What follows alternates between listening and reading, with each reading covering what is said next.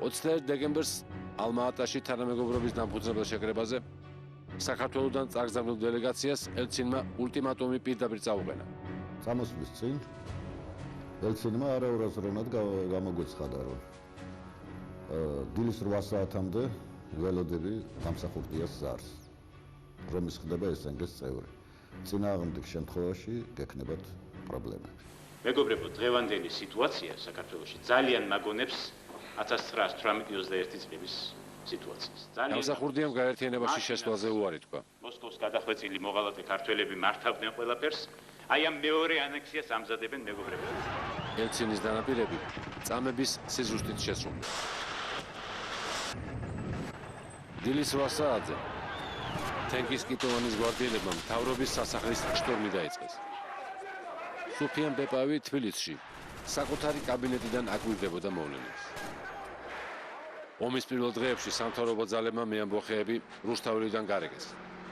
პანიკაში ჩავარდნილმა ლიდერებმა კიტოვანმა და სიგულომ თავი რუსეთის სამხედრო შტაბს შეაფარეს.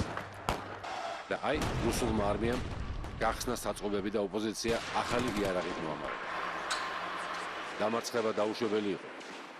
ბრძოლებში რუსის სპეცრაზმელები ჩაეცვა. 21 დეკემბერს, როდესაც გამსახურდიას ყველა იმედი გადაეწურა, დამოუკიდებელ თანამეგობრობაში შესვლაზე თანხმობა შეუთვალა ელცინს. უკვე გვიანია იყო პასუხი მოსკოვიდან. გავათავისუფლეთ საქართველოს.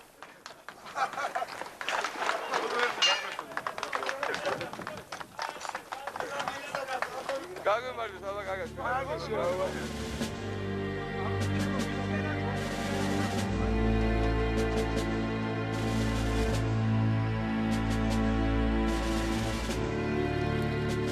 იანვარს პრეზიდენტი ქვეყნიდან გაიქცა. თბილისის ომი გერეუს ოპერაცია იყო, რომელსაც ერთადერთი მიზანი ჰქონდა. საქართველო, როგორც დამოუკიდებელი სახელმწიფო არ უნდა შემდგარიყო. ამ სპეცოპერაციას რამდენიმე ასეული ადამიანის სიცოცხლე შეეძლო.